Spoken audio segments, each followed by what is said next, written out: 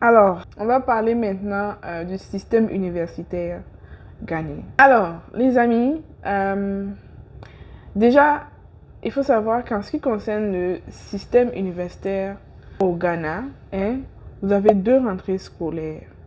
Donc, vous avez la rentrée de janvier et vous avez la rentrée de septembre. Donc, c'est à vous de choisir. Que la rentrée de janvier et la rentrée de septembre n'ont aucun effet en fait sur la durée du programme. Que vous vous inscrivez en janvier ou que vous vous inscrivez en septembre, c'est la même chose en fait. C'est toujours le même programme que vous allez faire, c'est toujours la même durée. Mais bon, ça dépend de votre disponibilité et de ce que vous voulez faire, etc. Pour ce qui est du système éducatif anglophone, déjà, il faut savoir que le système éducatif anglophone est scindé en 2 parties. Alors, vous avez le undergraduate qui correspond au premier cycle dans le système francophone et vous avez le postgraduate qui correspond au second cycle dans le système francophone. Alors, en ce qui concerne le undergraduate, donc je disais tantôt qu'il correspond au premier cycle du système francophone. C'est le premier diplôme universitaire, c'est le bachelor, ou encore ça correspond à la licence dans le système francophone. Donc, ça va de 1 à 4 ans ou 1 à 3 ans, dépendamment de la filière que vous avez choisie. Ça peut varier, mais généralement, tout au plus 3 ans. Pour les francophones, il y a des universités qui proposent la licence, le bachelor en 3 ans. Tout simplement parce que notre bac est beaucoup plus fort que le WASSCE que les Ghanéens font. Le WASSCE, c'est leur bac aussi. Je ne sais vraiment pas pourquoi, je ne connais pas vraiment la raison exacte. Mais je sais que voilà, quand tu es francophone, généralement la licence, tu peux la faire en 3 ans. Vous avez plusieurs bachelors, les amis. Vous avez plusieurs licences. Donc, vous pouvez finir avec un BBA, qui veut dire Bachelor of Business Administration. Vous pouvez aussi finir avec un BA, qui veut dire Bachelor of Arts, ou encore un BSc, qui est un Bachelor of Science, ou encore vous pouvez finir avec un BNG, qui est Bachelor of Engineering. Et dernièrement, vous pouvez aussi terminer avec un LLB, qui est tout simplement un Bachelor en droit.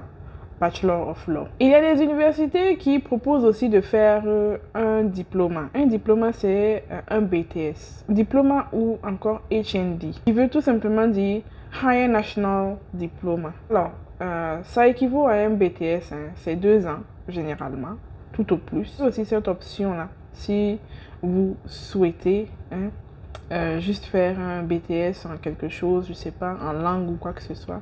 C'est possible. Maintenant, parlons un peu du postgraduate. Alors, le postgraduate, comme je vous le disais là, c'est en fait le second cycle universitaire. Ça correspond au second cycle universitaire dans le système francophone. Alors, le postgraduate aussi est subdivisé en 2 parties. Donc, vous avez le master et vous avez le PhD. Le master, c'est la maîtrise. Le PhD, c'est tout simplement le doctorat. Alors, pour ce qui concerne le master, vous avez plusieurs masters aussi. Donc, vous avez un Master of Arts. Vous avez aussi un MSc qui est Master of Science. Vous avez dernièrement un MBA qui est Master of Business Administration. Alors, ces masters-là sont spécifiques tout simplement aux filières que vous avez choisies. Donc, si vous avez choisi les sciences, vous allez finir avec un Master of Science. Si vous avez choisi administration, vous allez faire un MBA. Il y a d'autres masters. Il y a d'autres masters. Il y a des masters en ingénierie aussi. Il y a des masters en technologie. Donc, vraiment, ça dépend de la filière que vous avez choisie. Pour ce qui est du PhD ou encore le doctorat, tout simplement dans le système francophone, c'est le doctorat. C'est un bac plus 8, ou même, ça dépend souvent même, c'est plus. Bon, alors là, ça dépend de la filière. C'est un programme qui dure environ 2 à 3, même voire 4 ans, souvent. Ça dépend de la filière. Je ne vais pas rentrer dans les détails, mais je sais qu'on se comprend. Donc, Pour ce qui est du PhD, là, hein, c'est vraiment pour ceux qui, qui veulent pousser la barre très loin. Les longues études, là. Franchement, hein, je vous tire mon chapeau. Hein, tous ceux qui font les thèses et autres, là. Ouf. Nous, on a choisi un peu chez nous.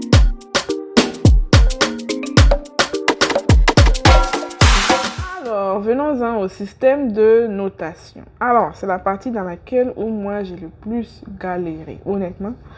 Vous savez, hein, le Ghana, c'est un pays anglophone. Donc, vu que c'est un pays anglophone, le système éducatif est basé sur le système anglo-saxon. Et là, hein, vous êtes noté avec les lettres de l'alphabet. Que ça va de A pour la plus grande note et D pour la plus faible note. Hein. En passant, vous avez les P pour les passes et les F pour les fails. Le A, généralement, ça correspond à un éventail de 90 sur 100. 90 et plus sur 100. Et le D, c'est généralement 50-60. Un éventail de 50-60. Pour la plupart des programmes, la note qui est requise pour passer, c'est un D. Mais ça dépend des filières. Hein. Il y a des filières où on peut vous demander un C. Ou il y a des filières même où on peut vous demander un A pour passer. Je sais que par exemple en médecine, il y a comment ça s'appelle? Des cours en particulier où voilà, il faut valider avec un A pour valider la matière elle-même. Donc,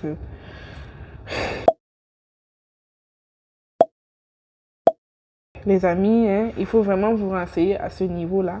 Vous savez, les universités prévoient à chaque rentrée une session d'orientation. Cette session d'orientation-là vise en fait à éduquer le nouvel étudiant, le nouvel arrivant au système éducatif. Donc honnêtement, je vous invite, hein, je vous encourage fortement à assister à ces sessions d'orientation-là. Ça va beaucoup vous aider parce que moi, quand je suis arrivée, j'avais manqué la session d'orientation. Donc j'ai galéré au début, je ne comprenais pas comment on me notait. Hein, mon premier semestre, c'était vraiment la catastrophe.